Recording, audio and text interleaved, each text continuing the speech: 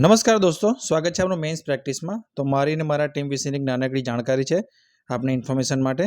જો આપ મારો કોન્ટેક્ટ કરવા માંગતા હોય તો ટેલિગ્રામ ઉપર @bhargav@govt અને આપણું એક ગ્રુપ છે જીપીએસસી ઇઝ ધ ફ્યુચર, એના પર તમે જોઈન કરી શકો છો પ્રેક્ટિસ માટે.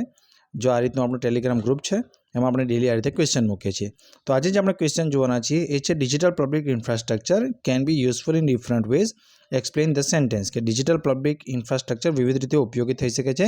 વાક્યનો વિસ્તાર કરો. તો સૌપ્રથમ આપણે જોઈશું કે ડિજિટલ પબ્લિક ઇન્ફ્રાસ્ટ્રક્ચર શું છે અને કઈ રીતે એનો ઉપયોગ થઈ શકે છે. એક આપણો મેન્ટરશિપ પ્રોગ્રામ પણ ચાલે છે 1000 રૂપીસ પર મંથમાં. તો આજે નીચે નંબર આપેલો છે, એના પર તમે કોન્ટેક્ટ કરી શકો છો, જેમાં તમને ડેલી પ્રેક્ટિસ ક્વેશ્ચન બધા સબ્જેક્ટ કવર કરી આપવામાં આવશે અને ઇવેલ્યુએશન પણ કરી આપવામાં આવશે. તો આપણે શરૂ કરીએ. તો સૌપ્રથમ આપણે જોઈશું કે આપણો ક્વેશ્ચન છે કે ડિજિટલ પબ્લિક ઇન્ફ્રાસ્ટ્રક્ચર કઈ રીતે ઉપયોગી છે. તો સૌપ્રથમ જોઈએ કે easy access two government services. તો ગવર્મેન્ટ સર્વિસીસ જે છે એના માટે ઇઝી એક્સેસિબલ છે. ફોર એક્ઝામ્પલ લાઇસન્સ છે, સર્ટિફિકેટ છે, લેન્ડ રેકોર્ડ છે, બરાબર. જેમ કે 1.3 બિલિયન આધાર જે છે આપણે ઓલરેડી ગવર્મેન્ટે આપેલા છે. જો સાથે સાથે હું તમને ડેટા પણ આપું છું, કારણ કે કોઈ પણ આન્સરમાં તમે ડેટા લખો એટલે એની વેલ્યુ વધી જતી હોય છે. ત્યારબાદ બીજો છે ટ્રાન્સપરન્ટ ફાઇનાન્શિયલ ટ્રાન્ઝેક્શન. તો યુપીઆઈ છે, ભીમ છે, એ કેશલેસ જે અત્યારે આપણી ઇકોનોમી થઈ રહી છે, તો એ ડિજિટલ પબ્લિક ઇન્ફ્રાસ્ટ્રક્ચરને કારણે થઈ રહી છે. આમાં એક ડેટા પણ આપવામાં આવ્યો છે કે 2024માં યુપીઆઈ દ્વારા દર મહિને લગભગ 14 અબજથી વધુ લેવડ દેવડ થઈ છે. તો આ બધો ડેટા જે છે તમે એસએમાં પણ યુઝ કરી શકો છો અને તમારા જીએસમાં પણ યુઝ કરી શકો છો. ત્યારબાદ ત્રીજા નંબર છે ડિજિટલ આઇડેન્ટિટી. જો ડિજિટલ પબ્લિક ઇન્ફ્રાસ્ટ્રક્ચરના લીધે એક ડિજિટલ આઇડેન્ટિટી ઊભી થઈ છે. ફોર એક્ઝામ્પલ કે તમારી જોડે આધાર કાર્ડ હોય તો તમે કોઈ પણ જે છે કોઈ સર્વિસીસ અવેલ કરવાની હોય તો લઈ શકો છો. તમારે ટેલિફોનનું ધારો કે કોઈ સિમ કાર્ડ લેવું હોય તો લઈ શકો છો. તમારે લોન માટે એપ્લાય કરવો હોય તો થઈ શકો છો, બરાબર.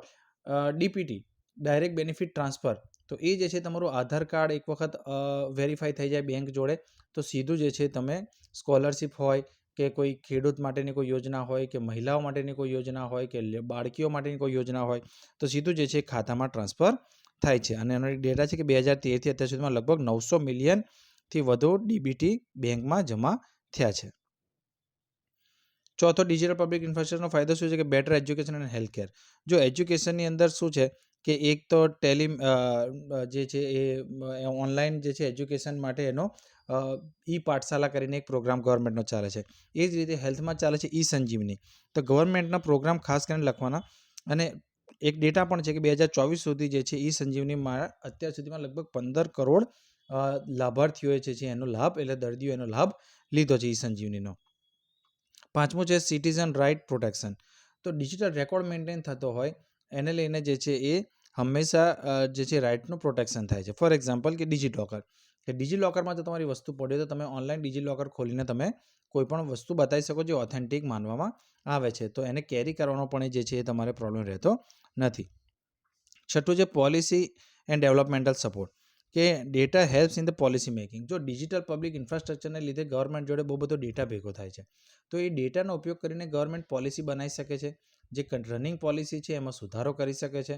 તો આ બધા જે છે લાભ થઈ શકે છે. જે ટાર્ગેટેડ જે ઓડિયન્સ કહેવાય, અથવા જે કે ભાઈ ફોર એક્ઝામ્પલ કે આ યોજનાની જરૂર આખા ભારતમાં નથી, ફક્ત 5 રાજ્યોમાં છે, તો ઓકે 5 રાજ્યો કયા છે ખબર પડી જશે. 5 રાજ્યોમાં પણ આ 10 જિલ્લામાં વધારે જરૂર છે એ પણ ટાર્ગેટેડ ખબર પડી જશે. તો એ 10 જિલ્લા ઉપર સરકાર વધારે ફોકસ કરી શકે. તો આ જે છે એનો ફાયદો થાય છે. કન્ક્લુઝનમાં શું લખી શકાય કે ડિજિટલ પબ્લિક ઇન્ફ્રાસ્ટ્રક્ચર માત્ર ટેકનોલોજી નથી, પરંતુ એક સમાવેશી વિકાસ, પારદર્શિતા અને કાર્યક્ષમતાનું મજબૂત આધાર છે. જેમાં આધાર, યુપીઆઈ, ડિજિલોકર, ઈ સંજીવની જેવી સેવાઓ ભારતને જે છે ઝડપી, વધુ અને એક નાગરિક કેન્દ્રિત શાસન એટલે કે સિટીઝન સેન્ટ્રિક જે ગવર્નન્સ છે એની બાજુ જે છે લઈ જવામાં લાભદાયક થાય છે. તો જો તમે આ રીતે આન્સર લખો તો જે છે તમે પૂરા માર્ક મેળવી શકો. તો જો તમે આ રીતે પ્રેક્ટિસ કરવા માંગતા હોય તો તમે કોન્ટેક્ટ કરી શકો છો મોબાઈલ નંબર ઉપર, અથવા તો જે આગળ વાત કરી એક આપણું ગ્રુપ પર છે એના પર તમે જોડાઈ શકો છો. @bhargavgovt ઉપર તમે મારો કોન્ટેક્ટ કરી શકો છો અને જીપીએસસી ઇઝ ધ ફ્યુચર લખશો તો તમે આપણા ગ્રુપમાં એડ થઈ જશો. તો એમાં તમને ફ્રીમાં જે છે ક્વેશ્ચન મળી રહેશે અને આપણે એના આન્સર લગભગ જે છે જેટલા પોસિબલ આપણે યુટ્યુબ પર મૂકીએ છીએ. તો ફરી મળીશું લાઇક સબસ્ક્રાઇબ જરૂર કરજો, શેર કરજો તમારા મિત્રો સાથે, જેથી આ ઇનિશિયેટિવ આપણે આગળ વધારી શકીએ, જે તમને જીપીએસસી ક્લાસ 1 to STN ડિવાઇસોમાં કામ લાગશે. Thank you. જય હિન્દ.